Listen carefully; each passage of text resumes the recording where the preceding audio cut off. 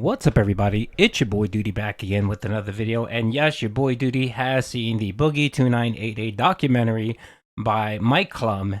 It was a 55-minute bore fest, which I'll be honest, I didn't learn anything new because apparently Boogie gave all the good parts away in his videos the last month talking about the stupid documentary.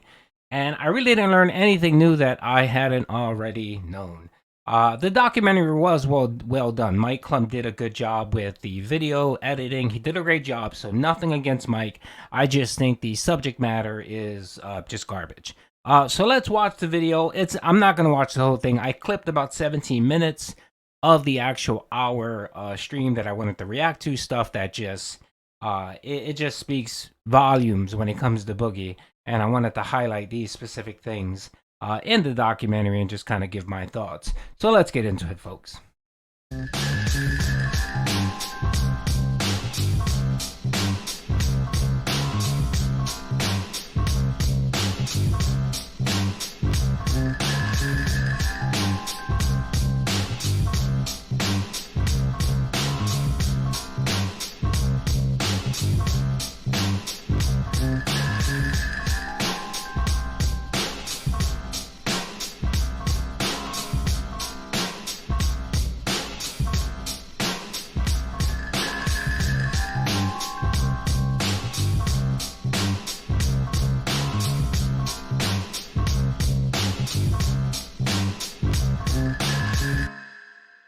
I'm on my deathbed.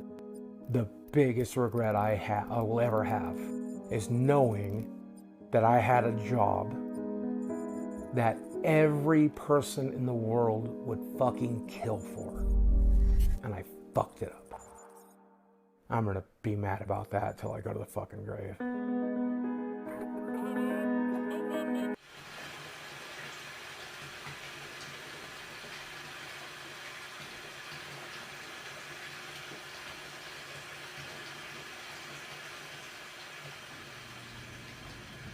There was one girl, I don't know if I should talk about this, Mike, but I'm going to. There was one girl that I dated. She liked a lot of childish things.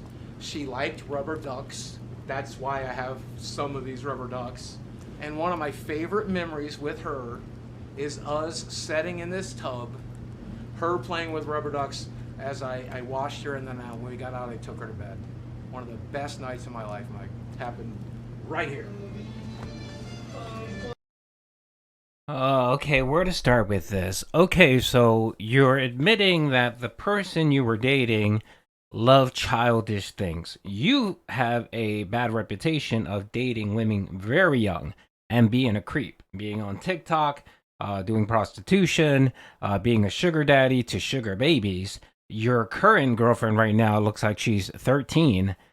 So you're going to share this specific detail about yourself. This is what you choose to represent. So this is a documentary that's supposed to kind of show your life, your what's going on right now, your situation, and hopefully what it does is it paints you in a better light and people will give you a second chance. So this is what you want to share, Boogie. You want to share the mere fact that you dated someone who apparently loved childish things, and your favorite memory was sitting in the tub while she played with rubber duckies, and then you put her to bed. Oh, okay, Boogie. Okay. Then you wonder why people talk about you and make thousands of Reddit posts and clip videos like this about you. That shit, but then I got divorced. I don't know where my money is. I don't know what it's doing. The only thing I've ever done with it is I threw it into crypto and then lost a shitload of it. Well, here's everything. If you want to see, there's $2,758 in my bank account right now. And let's see if mortgages come out yet. So tomorrow, when they take mortgage out, I'll have about $700 to live off of until the 20th when I get paid again from YouTube. So I'm just going to live off of $700.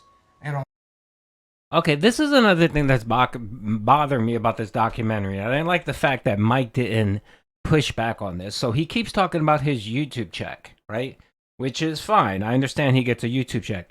He also has a Twitch partnership where he gets Twitch money for memberships, and he has several hundred members that follow him and pay him every month, plus ad revenue from Twitch. So he probably makes just about as much as he makes on Twitch as he does on YouTube. So the figures that he's throwing out are false figures. He also has a roommate who he charges rent for. So that's income. That's every month. That's a check every month he gets from his roommate that can go to help pay for the mortgage and pay for the bills. He has sponsorships. He gets money for sponsorships. Nowhere in this documentary at all do they talk about that money that he makes for sponsorships. He also sell merch. He gets a cut of merch. I know when he was doing those stupid shirts, he talked about every shirt sold, he makes $9 off of it. So that's income again, and yet he's not talking about any of that on any of those sources of income. He's just talking about YouTube. And it annoys me because what he's trying to do is he's trying to paint a picture that he's down and out, he's broke, but yet doesn't give you all the information about his sources of income. He just doesn't, and it pisses me off when people do that shit because you're trying to manipulate people with half-truths. And that is what pisses me off about Boogie. I'll probably sell some cards along the way and use that money to make ends meet as well. I have a credit card with them that I owe $600 on. And on top of that, I still owe $163,000 on my house. I think my net worth is zero. Once you pull the equity out of the house, get rid of the house debt, sell off all my collectibles, and pay off all my debts, I think that puts me at $0. Shit. I'm worthless. Yeah, this is the hard part. Back to reality. I've told the audience, I've told you guys, I've told everybody, this is the center of my world, right here in this recliner with my dogs, watching television, playing video games on that television. But the other day, the audio on this TV started to go out, and whenever it would make like S sounds, it would crackle. And so I know I'm budgeting, but I immediately went to Amazon and bought a sound bar for $100. And then the next day, the TV stopped crackling. And now I have a $100 sound bar that I don't need. But I know I'm supposed to be budgeting right now, but because that's my TV, because that's my only source of entertainment, because it's the only thing I do, it's one of the only things that bring me peace, like I'm like, I have to be able to hear my fucking TV. You just said that the issue got resolved and you bought a soundbar that you no longer need. Return it, you fucking idiot. Most stores give you 14 days to return it, no questions asked. You just need a receipt or the credit card you purchased it on, Boogie. So what is the fucking problem? But that's every addict, right? Like Mitch Hedberg said, I'll just do enough heroin. And then he like OD'd on heroin, right? So I guess every addict tries to manage the addiction, but I don't know, man.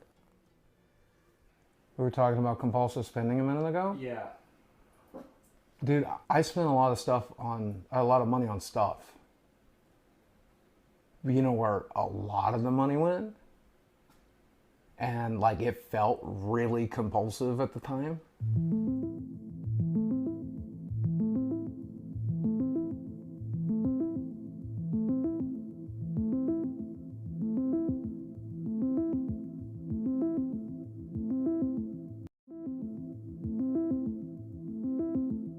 I am a former sex worker escort, and Boogie2988 was one of my clients. I'm from LA, and I get a message on this website, you can probably guess which one, from this guy who looked a lot like Boogie. I took women on vacations, and I took them out to fancy dinners, and I took them to like Disneyland and shit.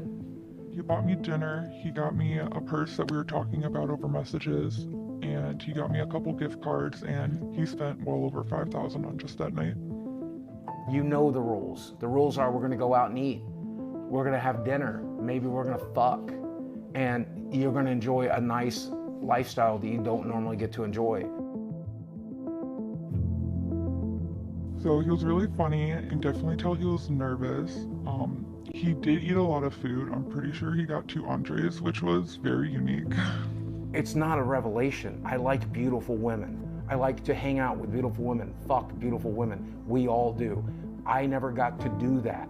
The women I dated were pretty, sure, but they were like Arkansas 8s, not LA 10s. with sugaring, I got to fuck some LA 10s, and I think that's cool. We got back to the hotel, and I do regret to say that I slept with Boogie2988. Overall, the experience, and I don't mean to fat shame or anything, but there was rules upon rules upon rules, and it took me a lot of time to find a stick. I am now married with 2 kids, and sleeping with Boogie is one of the reasons I quit sex work.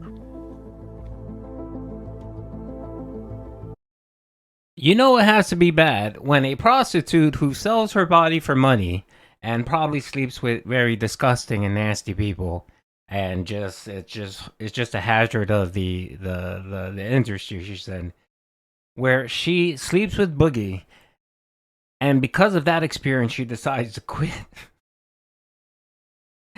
Quit hoeing, that's right. It was that bad of an experience. And I can understand, because the smell and just the fat and just it's pretty disgusting. And I'm not fat shaming Boogie, but I'm in agreement with her. I'm happy she got her life situated, and I'm happy the money she got from Boogie, she was able to get her nursing degree. So big ups prostitute for getting your life in order. Is that sexist to me? Sure. Is that womanizing to me? Sure. I don't really care. I'm a 48-year-old man. I never got to fuck a model. This let me fuck a couple of models. Is that wrong? I think this girl's really cute. Oh yeah, yeah. She's definitely a little thicker than I necessarily would always go for, but there's nothing wrong with that. So I deserve to go to Disneyland with a beautiful girl, right?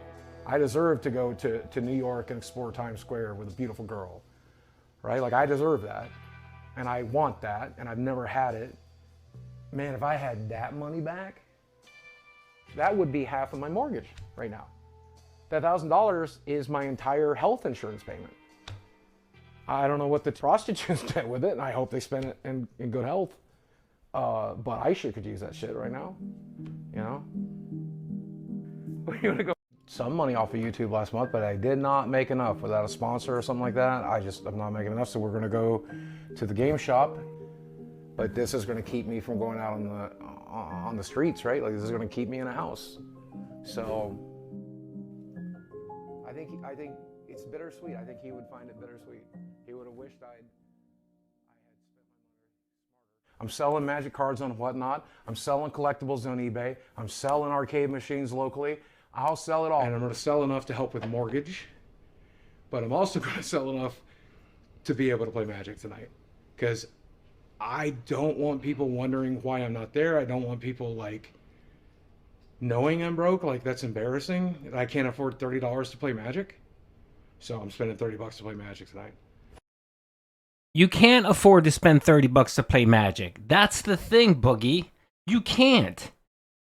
But yet you're going to go ahead and do it, knowing that you're broke, or claiming that you're broke, knowing that you're destitute, knowing that you're about to lose your house, knowing all of these things and uttering these utterances on this documentary. You're going to go ahead and waste $30 that you don't have. Pathetic, brother. You are all so fucking pathetic. I even cut out the piece where he was going about him selling all his shit, and all his possessions and all that. And you know what he did? Sold none of them. Because if you watch his videos today, the same background, the same trash, the arcades, everything that he had before, he currently has in his house. None of it was sold.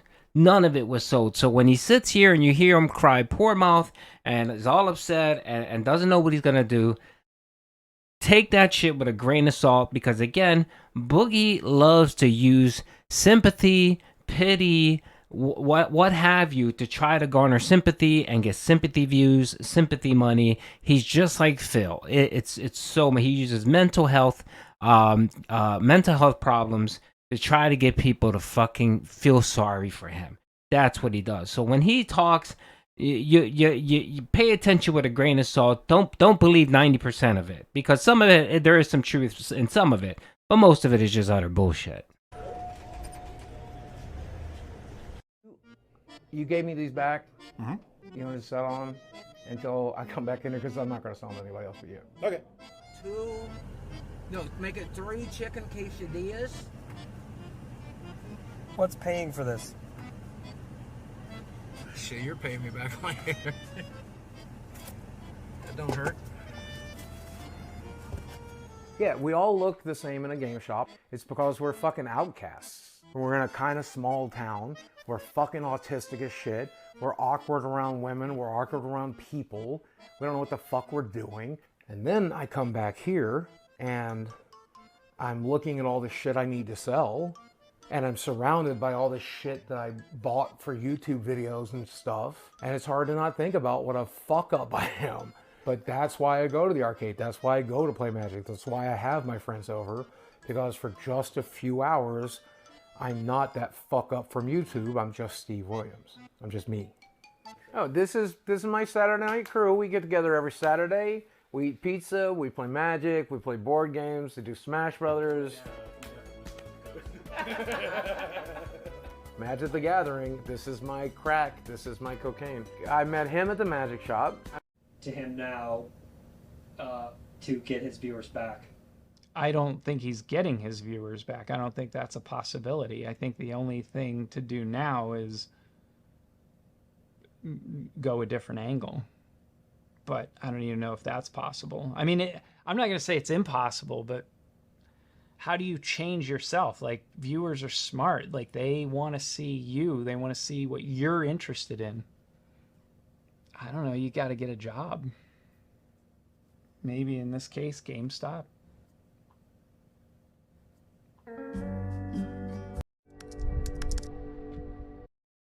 All right, so this is the funny part here because this is bullshit. This is something set up by Boogie to make it seem like he's actually doing something. Where he's going to go to an agency to try to see if they can headhunt for, essentially be a headhunter for him. And use their connections and businesses to try to get him a job. And the shit in here is fucking ridiculous because if you hear Boogie talk, he has no real criminal history record. He never was abusive to his spouse, right? This is what he claims. He never the gun charge thing, that's all dropped. There's no record of it. All he has to do is be on parole for 2 years or whatever, right? That's what he will tell you. But when he's at this headhunter, he has to be truthful and he has to tell them the truth. And their investigation of him actually showed that he has been lying about the assault on his spouse, the domestic assault, and he's been lying also about the current case where he shot the gun. So let's watch this. Nice to meet you. My name is Dawn. Dawn, I'm Boogie, or Steve. Okay, Yeah. what do you prefer to be called? Honestly, probably Steve. Let's go with Steve. Okay, Steve. No problem. Whatever you prefer. And so you are here today because you are seeking employment. Yeah, You're seeking out new work opportunities. absolutely. Tell me a little bit about your background and where you think you want to go with the experience that you already have. I did work at a small gaming store back in 2006, 2007. I am disabled, recognized by the state of Arkansas, but also the United States government. There's that. Now, the downside of that is I am extremely depressed, so there's some mental health issues that we bring to the table. And then physically, I am morbidly obese. I have no references, no work history, and no education. And when you Google my name, you might see rumors that I beat my ex-wife and I'm also a pedophile. Should mention I'm also a felon. Okay. What's the nature of your felony? Aggravated assault. How old is it?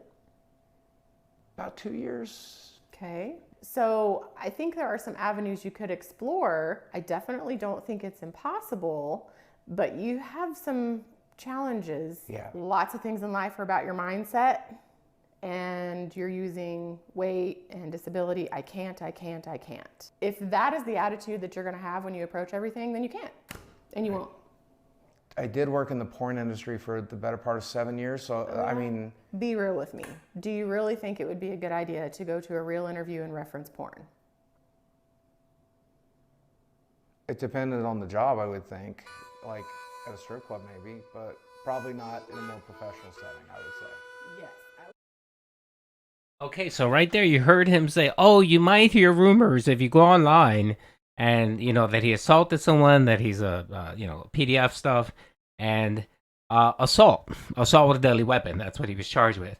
And if you hear Boogie talk, no, never happened, it's not true, and that's it right here. That completely confirms that everything that's out there about him is actually true. It's not rumors, it's not Reddit, it's not websites. It's legal documentation, because when this lady researches him, she's going to have a company that does investigations, legit investigations on people, on potential clients, and she's going to find out that, yeah, no, there's a red flag here. Let's keep going. What would you think his chances are here of getting employment in the next 3 months? I'm not sure. When it comes to the felony, we would have to seek corporate approval for that sort of charge in order to proceed forward with a candidate. And they would I'm not sure. When it comes to the felony, we would have to seek corporate approval for that sort of charge in order to proceed forward with a candidate. And they would ultimately be the ones to make the decision as to whether or not we would feel comfortable presenting someone like that to our clients. Violent felonies, violent crimes, or sexual crimes. Hey, Mike. Listen, dude. Right there, he wasn't able to get approval. Why? Because they investigated him and they found that, yeah, that's some crazy shit out there. So when Boogie tells you it's not true, it's a lie. So much so that a company he is willing to pay, because that's what these headhunters do. They get paid every time they get a client and they refer you for employment, stuff like that. Those companies that hire your clients, they get a check. They get a cut for doing this. So they're not willing to put their reputation on the line because of Boogie. So there you go. I know we're making this documentary and everything, and I know you think I need to get a real job, but I just want to let you know I'm not going to. I'm not going to walk into some job when I have 4 million subscribers on YouTube. I'm one of the original YouTubers. What I'm going to do instead is go back to making content, go back to telling stories and entertaining people and making money doing it. And you want to check back with me in a couple of months? Let's see how things are going. All right? I'll talk to you then. Go lay down. Go lay down. Go lay down. Good. People are still mad at me on YouTube. My view numbers are pretty much close to zero. I'm having trouble breaking 10K on an upload right now. And not everything is bad. I've got at least one good thing going on. Can I show you? Okay, so 3 months after he decided he was going to continue on with his YouTube career, nothing changed. Everything stayed exactly the same. And what you're going to notice is all the shit in his house that he was supposed to sell, he never sold. Now, this is the arc with Soulmate over here. And it's pretty fucking pathetic. It's sad. It's fucking pathetic. I know I joke about her looking like she's 13 years old, but it's even sadder than that. So let's watch this.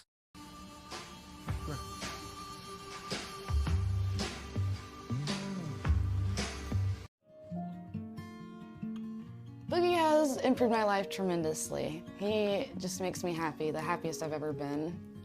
And I'm not alone, and so that he just completes me. Growing up without a father figure has its challenges. Like, you just don't have that support system that you would and the advice that you need. And so it's just difficult. I don't ever want to be alone. That's another thing. Maybe that's why I have stuffed animals. I don't ever want to be alone. And so it's just nice to have company. And you hear this, guys? Fathers out there, I'm talking to you right now. If you have daughters, pay attention to this shit. This is what happens when you're fucking absent from your daughter's lives, or your kids' lives in general, but specifically daughters. If you have a daughter, dude, I don't care what the issue is with your wife or your baby mama or whatever the fuck the case is. You be there for your daughter, dude, no matter what. Because it's crap like this that happens to these girls. They end up with predators. They end up with manipulators because they never had that connection with their fathers when they were young. So they grow up longing, looking for a fucking father figure in relationships. And they end up turning out like this poor girl. I know I joke about her and I save some stuff, but I genuinely feel bad for this girl. And this documentary actually makes her very sympathetic. Like, I initially thought she was just with him for money. You know, it was just, oh, fame, money. I don't think that's the case. I think she's just glummed on to him because he was there, he was available, and he treats her and does shit for her. And she does have daddy issues, which is clearly, it's clear, but she does come off a bit sympathetic. You feel kind of bad for her. And keep watching this. It just makes you, it's going to make you fucking angry. I help with the dogs. I get him his water. You know, like whatever he wants and requests. You know, I just mainly is to take care of him. He takes care of me. So yeah, sometimes I pick weeds out here. So, cause like it makes it look better. Trying to trim down these vines, but I'm not doing a good job. I don't do this very much. You know, I used to have a theory, Mike, that if you are a 40-year-old man and you have... So he has this girl move in. More than likely probably has her paying some type of rent or something. Has her mowing the lawn, has him fetching water, food, snacks, whatever the hell he needs that, you know, for convenience. And she does it. She does it probably because she feels like, oh, well, I'm living in this house. I should chip in and do what I can. That's fucking despicable, Div Boogie. You're such a fat, lazy piece of shit. Why don't you pay someone to cut your lawn if you need your lawn cut? Why do you have your living girlfriend cutting your lawn? Now, I understand if people are living in your house, they should contribute in some sense. But it doesn't sound like she's contributing. It sounds like you essentially brought her in and turned her into soulmate. That's what you turned her into. And that's fucking disgusting. And it's disgusting that you don't give a shit that this girl clearly has some mental issues, and you keep talking about it like, yeah, we're both fucked in the head, we both have problems, and yet you can't say to yourself, you know what, maybe I shouldn't involve this person. She's too young, I'm old, I have problems, why am I going to burden this person with my shit? No, he doesn't do that. Why? Because all Boogie does is think about himself. That is the narcissist rule of thumb, is me, and that's all I worry about. And everything else, fuck it the hell, I don't care. It's all about me and getting mine and getting my pleasure and being satisfied. And that's how Boogie comes off in this documentary. And honestly, you feel kind of bad for the girl. I do. I feel bad for her. It feels like she really doesn't have much going on in her life, and then she glummed onto this guy, and he's fucking using her. Have a Snapchat? That means you're a creepy dude.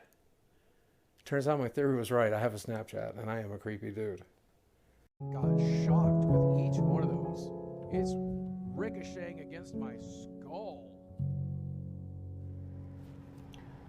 So since you guys were here last, I did have a bit of a windfall, which bought me some time here in this house. The problem with that is I spent more than $10,000 getting that fight together. So by the time all that was done, all I did was put that $10,000 back into savings. Okay, real quick on that. That's a lie. That's a lie because the hotel and the airfare was paid for by Keemstar. Boogie said it. Big Boogie said it multiple times. He said the only thing he had to pay for was he had to pay for his equipment.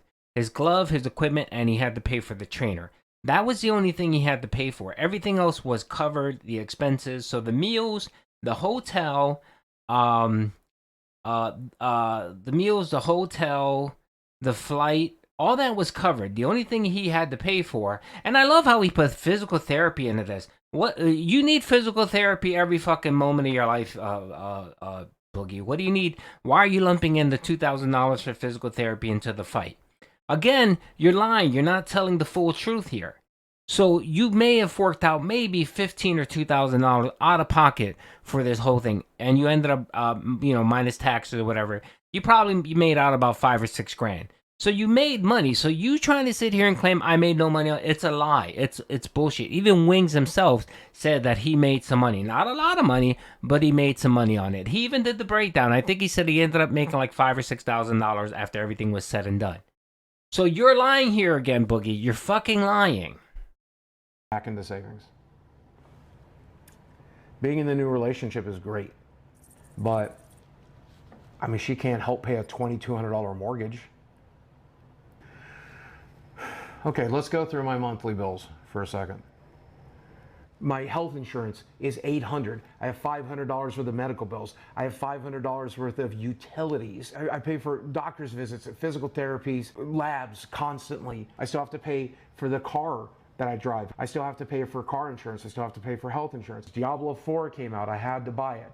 Final Fantasy 16 came out. I had to buy it. Tears of the Kingdom came out. I had to buy it. That's $400 worth of video games right there. But if you take out all of it, you take it out, all I eat is sandwiches every day.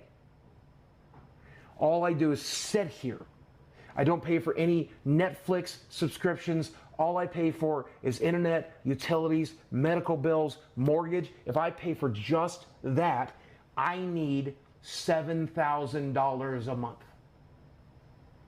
I'm not making $7,000 a month, and I have no clue how to do it.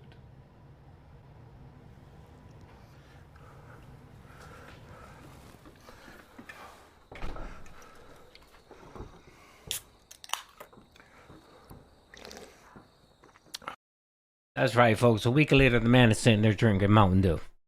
Fucking ridiculous. This guy is pathetic. Dude, go watch the documentary. If you got nothing better to do, it's 55 minutes long. It really makes Boogie look like a terrible fucking person. It does. And it actually does make his girlfriend look kind of sympathetic. So, I mean, I got that out of it a little bit. And I feel kind of bad for the girl. But Boogie, no. It just, to me, it solidifies everything that I thought about Boogie. It did. It just confirmed all the shit that I thought about him. So if you want to watch it and laugh at this fucking locale and see that he's clearly lying, this is a good documentary to do that. And he's sitting there saying he needs $7,000 a month. The business expenses like Phil, right? $7,000 a month. He makes $3,000 on YouTube, which is a lie because I can go through his ad revenue and see how many views he gets, and I could tell that $3,000 amount is wrong. It's fake. He makes more than that. He gets roughly about $5K. He gets about $5K in ad revenue. And not to mention memberships and super chats, which he gets. The other thing, too, is he doesn't talk about his Twitch money. He gets a couple $1,000s from Twitch every fucking month. And, again, he doesn't talk about his merch. He doesn't talk about, he probably has a Patreon. He doesn't talk about his sponsors, none of that. So I'm pretty sure that this dirtbag is making way over $7,000. And yes, fucking Boogie, if you cut all the bullshit out, the Magic the Gathering, the spending, the just waste of fucking money, you would be perfectly fine with the amount of money you get from your internet career. And you can stop bitching and complaining about it, and maybe your viewerships won't drop 50K every month because people are tired of you complaining. Anyway, hope you guys enjoyed the video. Peace out.